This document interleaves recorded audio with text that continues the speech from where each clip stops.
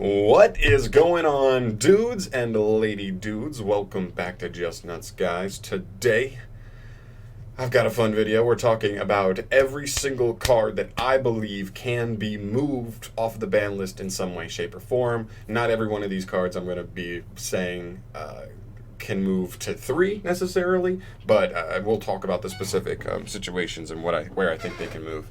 Overall, but the reason I wanted to make this video is we just got the ban list this week, 3 days ago, for the OCG, their new ban list, in which they release a lot of cards off the ban list, moved a lot of stuff to 2 weirdly, but mainly just moved a lot of stuff to higher numbers. And also our ban lists have been doing this. The last couple, even when the ban list wasn't a crazy ban list, just randomly at the end, after they do a couple of small hits to like the best decks in the game, right at the end, they're just like, oh, and also here's 5 cards that can just come off the ban list. And so because they've been doing that a couple times in a row now, I just want to make a video talking about all the cards I think can move off the ban list, going through every single card I believe there. So one more thing before we start. I'm not talking about Max C in this video. Except for now. We're not going to skip Max C. I think that Konami likes the fundamental difference that Max C is probably like the single most impactful card that the OCG has that we don't have.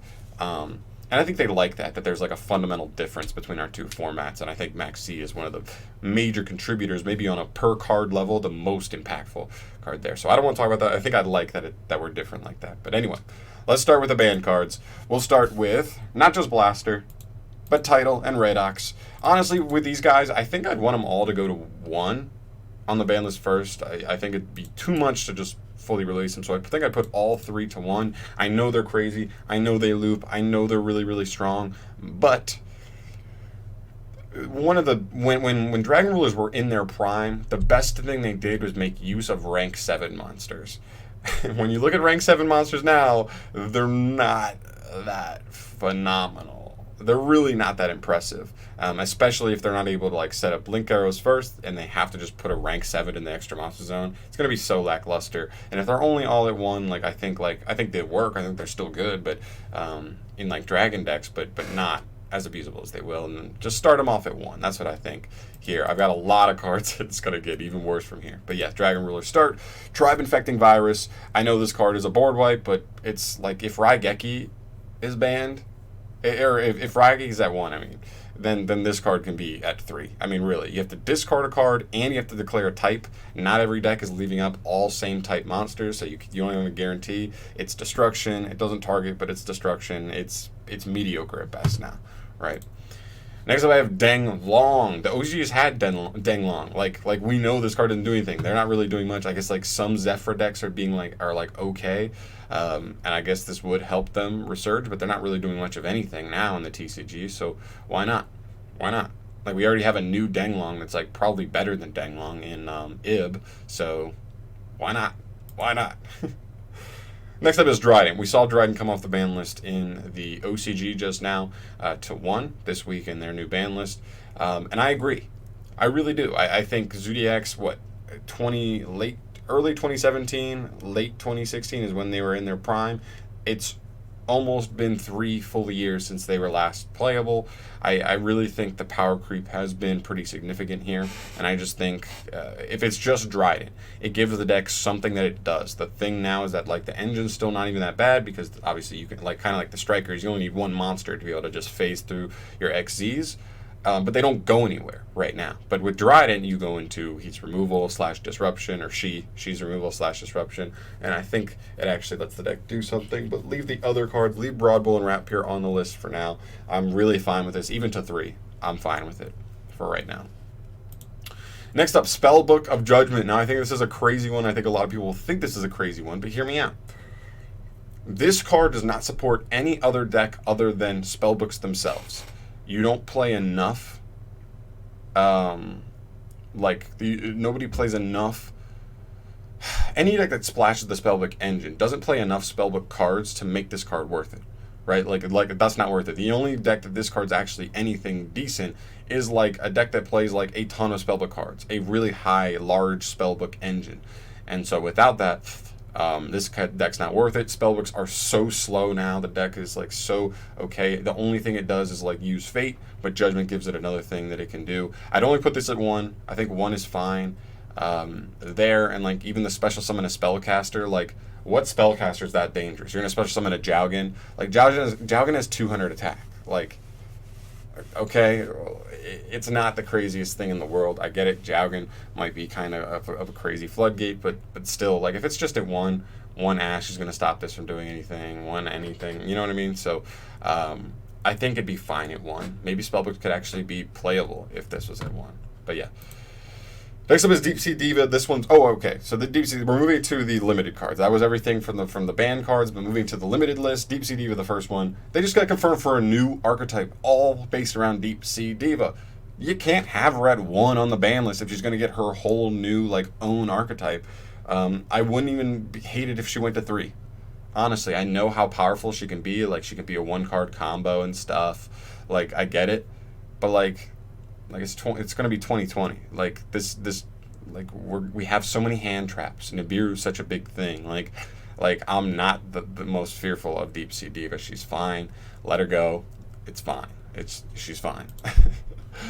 And in the same vein, Tour Guide, because they're very similar cards in what they do.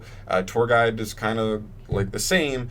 And I think Tour Guide I'm a little more skeptical of because I think Fiends can end up being a little more crazy, and it's going to limit what Konami can do with level 3 Fiends specifically. But like what abuses this? Like we know how mediocre Burning Abyss is right now.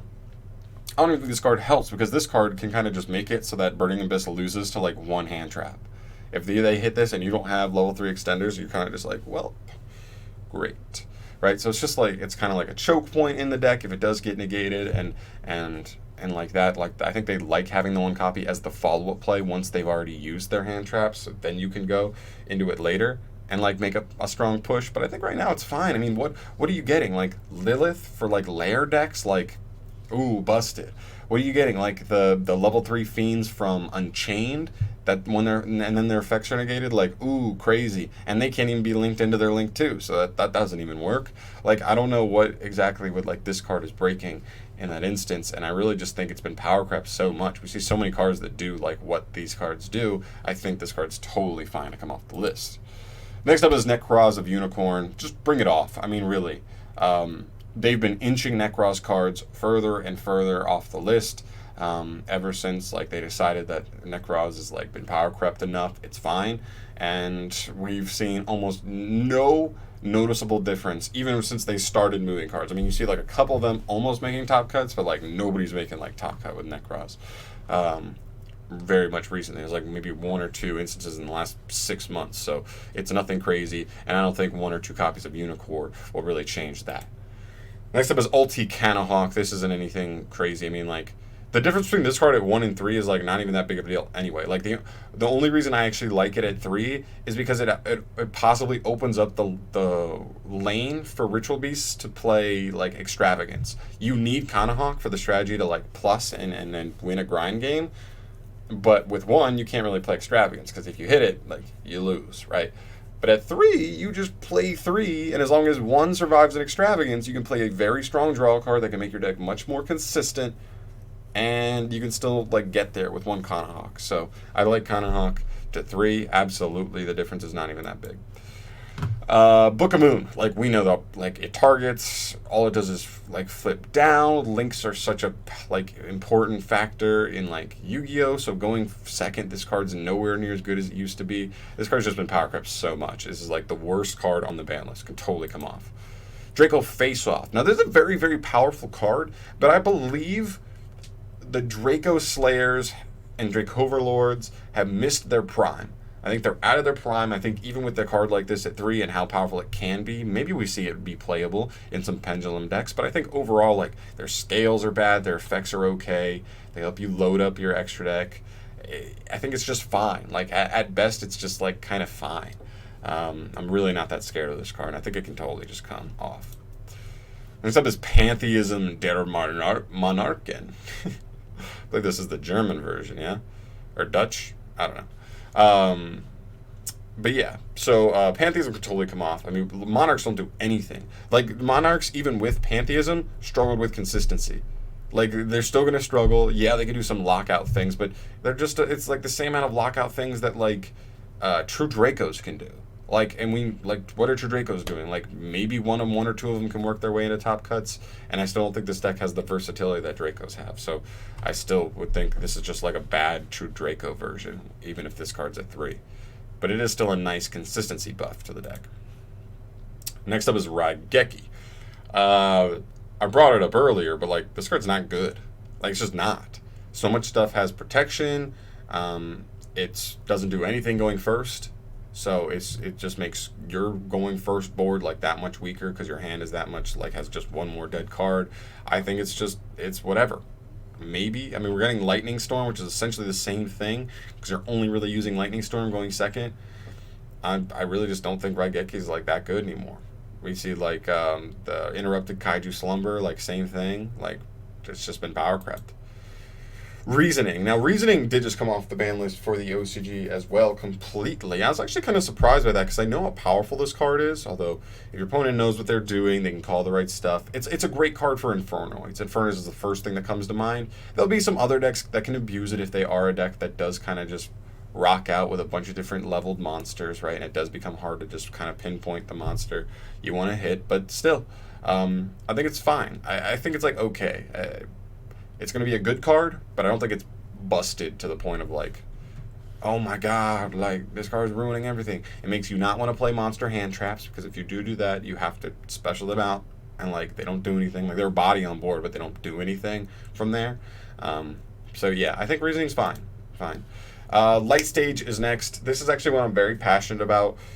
Light Stage only got banned because of Nightmare Mermaid, making it so like Light Stage was a one card like Galatea, one card like Orcus combo essentially, and like a card that just is going to lock back row for you every turn. So strong, but because it's now unabusable, because Mermaid is now banned, why not? Like, we chastised like Trickstars. We brutally murdered Trickstars because now they only have 5 legit starter cards. This at least would make it so they have 7, and that's like decent.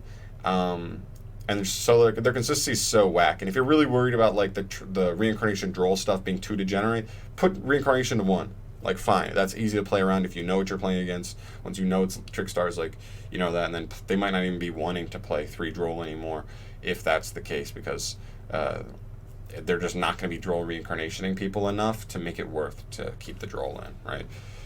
But yeah, Light Stage at 3 for sure. There's no reason why. Why not? Metaverse. So this one's actually a really interesting one because, like, people say, "Oh, Mystic Mine." I'm only putting this on here under the context that I hate Mystic Mine. I don't think it's healthy for the game. Just the fact that it exists. I know it's not even that like apparent that much in the forefront of our format at the moment. Not that many decks are playing it, but just the fact that it exists, like, is just like such a negative stigma in our card game. So many players just hate the way that card works. And so under the context that I believe Mystic Mine should just be banned, I think Metaverse can come back from there. It gets you a field spell, but it's slow. You cannot, like, I use the activate effect, field spells do not get their search. And so, like, just other things as well. So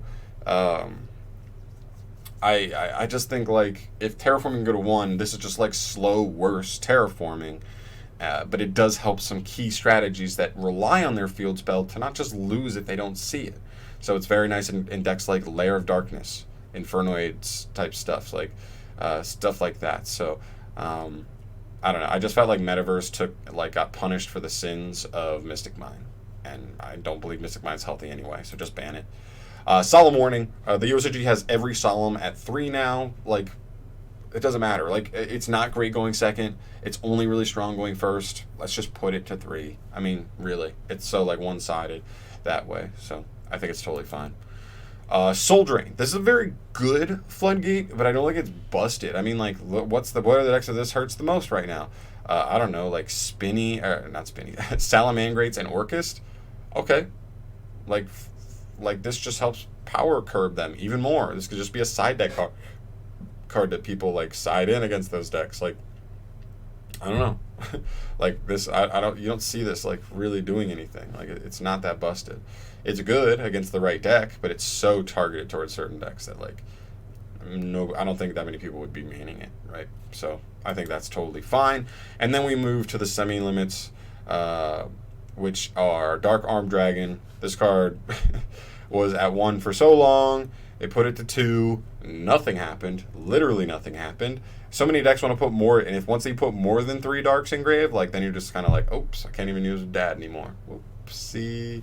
But not a big deal, right? So he's totally fine. And the last card I have here is Perform Age Damage Juggler. This card's been at 2. We moved it to 2. It doesn't do anything. You can totally just put it to 3. It's actually a pretty nice buff for Light Sworns. Light Sworns are actually better than people think. Like, people just think like it's dead because grass is gone and all the like some other support cards are gone for it, but like it's actually not that bad if you can just get to, like, you just have like so many bricks and you have so many like very powerful cards, and as long as you see like enough powerful cards, you can just beat any deck. You can just overwhelm them, right? So, and I think Damage Juggler, just one more, putting at one more copy just helps a little bit more with consistency for them. So that's pretty much it, guys. That's every single card that I believe can be moved off the ban list in some way, shape, or form. Let me know your thoughts. Obviously, I have some controversial ones, you know, Tour Guide and Judgment and Dryden and Danglong and then the Dragon Rulers. There's definitely some ones that probably warrant some discussion.